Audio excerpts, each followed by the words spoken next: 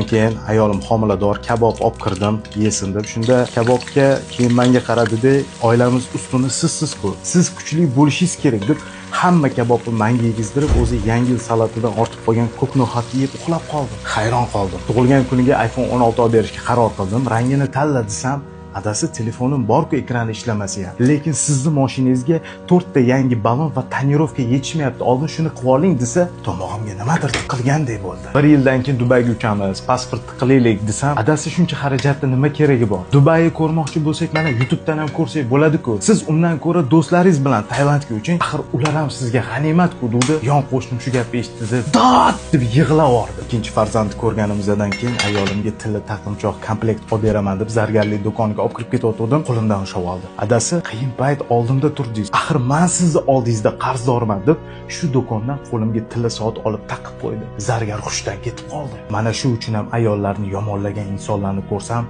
nafratim qo'ziydi.